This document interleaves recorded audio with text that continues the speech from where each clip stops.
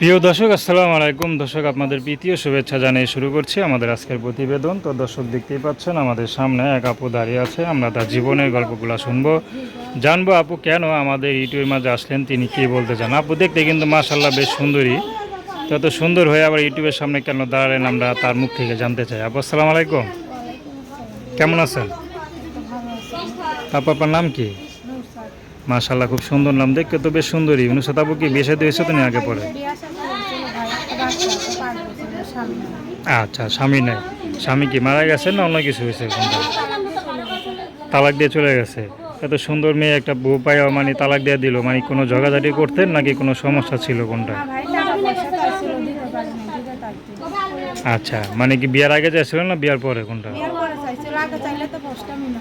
আচ্ছা, কত টাকা চেয়েছিল? অনেক টাকা চাইছিল ভাই, মানে কেন টাকা চাইছিল, কি ব্যবসা বাণিজ্য করতো না কিছু একটা কোনটা? মানে যৌতুক। বিয়ে যৌতুক? হয়েছে, হ্যাঁ, বাবা বাড়ি টাকা পয়সা নিয়ে আসো। তো যৌতুক তো চায় মানুষ বিয়ের আগে, বিয়ের পর আবার যৌতুক চাইলে বুঝলাম না, এটা কোন ধরনের স্বামী? কি জানি ভাই, বিয়ার আগে চাইলে তো তাহলে বিয়াটা কষ্টমই না, বিয়ার পরে চাইছে দেখেই তো এজন্য টাকা পয়সা দিতে পারিনি, একটা বাচ্চা মানে তালাক দিয়ে দেয় তাকে, মানে ওনারা টাকা পয়সা দিলে রাখতো। আচ্ছা আচ্ছা। তার ইনকাম করতে পারবে, মহিলা মানুষ কেমনি টাকা পয়সা দেবে। তো কতদিন হয়েছে আপনাকে ছেড়ে দিছে? 5 বছর হয়ে গেছে। 5 বছর হয়ে গেছে। বাচ্চা হওয়ার সাথে তালাক দিয়ে দিয়েছে। তো 5 বছর ধরে আপনি একা আছেন? টাকা আছে ভাই। আচ্ছা, তো এখন ইউটিউবে আসছেন মানে কি উদ্দেশ্য নিয়ে? আছে ভাই, এখন যদি আমার একটা মানুষ কোনো টাকা পয়সা না চায়, আমার পাশে থাকে, আমিও তার কাছে টাকা পয়সা চাই না, বিয়ে শাদী করবে, যে আমার দায়িত্ব নেবে, আমার পাশে থাকবে, এর জন্য আছে, একটা ভালো একটা মানুষের জন্য। আচ্ছা, তো এখন এই যে ইউটিউবে আসছেন মানে কি বিয়ে শাদীর জন্য?